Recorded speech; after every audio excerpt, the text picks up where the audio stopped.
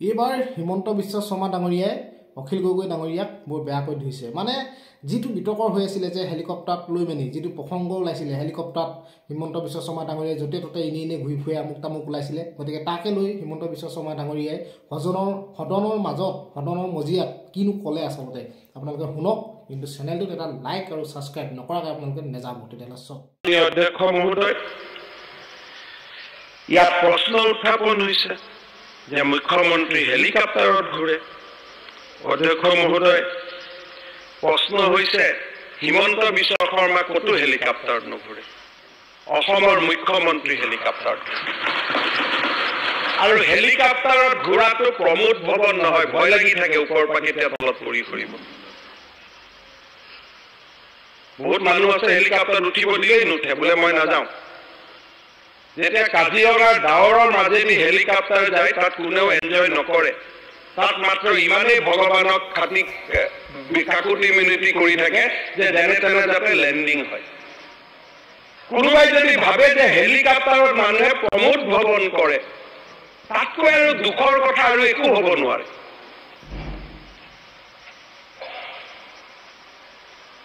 হেলিকপ্টাৰত যদি মই নাযাওঁ, তেতিয়া আমাৰ বড়ো সাহিত্য সভাকো ক'ব লাগিব যে একেদিনাই কোকৰাঝাৰত মিটিং নিদিব, একেদিনাই মিচিং সাহিত্য সভাকো ক'ব লাগিব ধেমাজিত মিটিং নিদিব। যোৱাকালি মিচিং ইউথ ফেষ্টিভেল আছিলে, তাৰমানে মই ৰাতি মিচিং ইউথ ফেষ্টিভেল এটেণ্ড কৰি ৰাতি মই গাড়ী দি আহি পেলাই ইয়াতে মই সদনত আপোনালোকৰ লগত একত্ৰিত হ'ব লাগিব। অধ্যক্ষ মহোদয়, কংগ্ৰেছী মুখ্যমন্ত্ৰীবিলাকে কি হেলিকপ্টাৰত নুঘূৰে নেকি?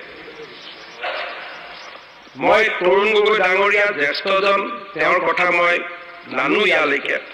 অধ্যক্ষ মহোদয়, অসম ভাৰতৰ কোনখন কংগ্ৰেছ চুলৰ ষ্টেটৰ চিফ মিনিষ্টাৰ হেলিকপ্টাৰত নুঘূৰে?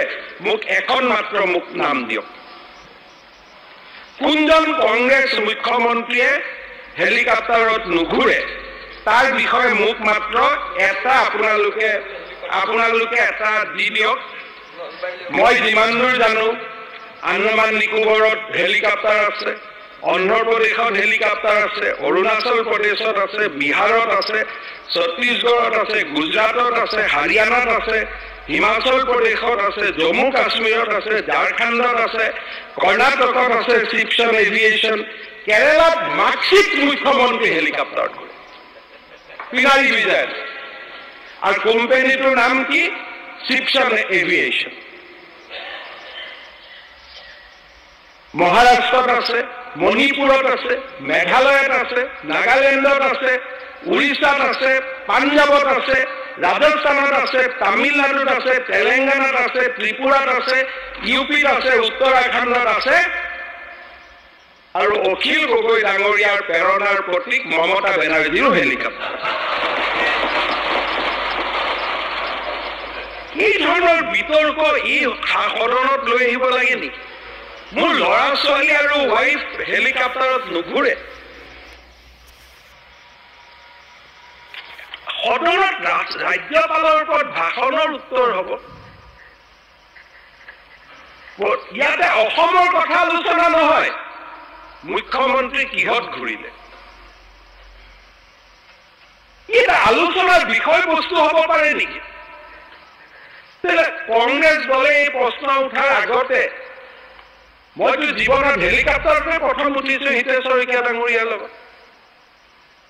মইতো জীৱনত প্ৰথম হেলিকপ্টাৰে উঠিছো তৰুণ গগৈৰ লগত।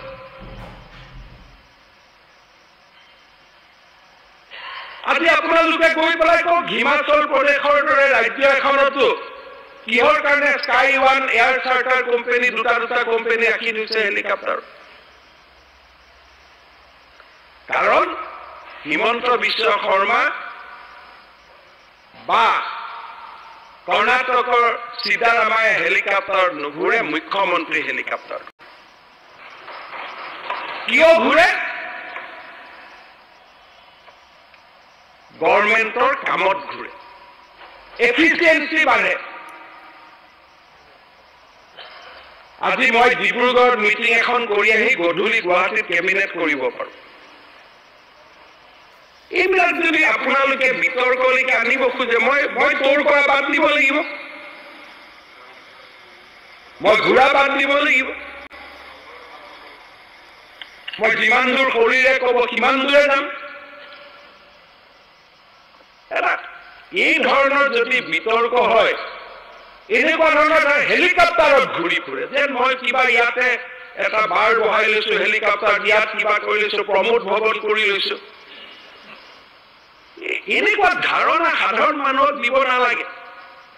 আগতে ৰেলত ঘূৰিছিল চব MLA, দিল্লীত গৈছিল ৰেলত, আপোনালোকে এতিয়া কেইজন দিল্লীত যায়?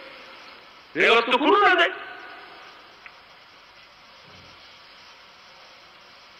ছবিটো উৰাজাহাৰত যায়, সময় পৰিৱৰ্তন হৈছে, মানুহে টাইম মেনেজমেণ্ট শিকিছে, মানুহক কাম কৰিব লাগে।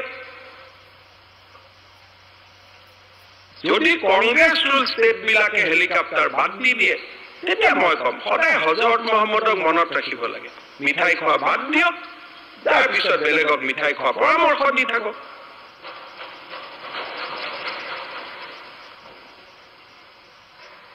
নিজে চব কৰি লওক। আজি অন্তত মই নাম নলওঁ, কংগ্ৰেছৰ এজন নেতা আছে, তেওঁতো সাধাৰণ MP হে, তেওঁ কিয় চাৰ্টাৰ ফ্লাইটত ঘূৰি ফুৰে? যাত্ৰা হয়, যাত্ৰাত ভেনিটি গাড়ী আহি যায়। ভেনিটি গাড়ী কোনে ইউজ কৰে? চিনেমা এক্টৰ বিলাকে। অখিল গগৈ ডাঙৰীয়া দেখাৰ সৌভাগ্য হৈছিল নেকি ভিতৰত? সেইখনতো যাব নিদিয়ে ভিতৰত। যিখন আচল গাড়ী তাক ক'তো যাব নিদিয়ে। তাত ৰাতিপুৱা আৰম্ভ হয় south Indian north Indian breakfast দি, তাততো কোনো যাব নিদিয়ে বাৰু। আমাৰ ইয়াত আমাৰ গুৱাহাটীয়া ল'ৰা এজন এতিয়া সৰু সুৰা এথেনিক ফুড খাব পায় আৰু, কিন্তু বাকীটোতো ভিতৰ আৰু ৰাতি আৰু দিনততো কাকো যাব নিদিয়ে। ভাই কি কথা, মই 22 বছৰ তাতে পাছ কৰি অহা নাই জানো? গতিকে মই আগতে খবৰ পাম না, পিছত বেলেগে পাব।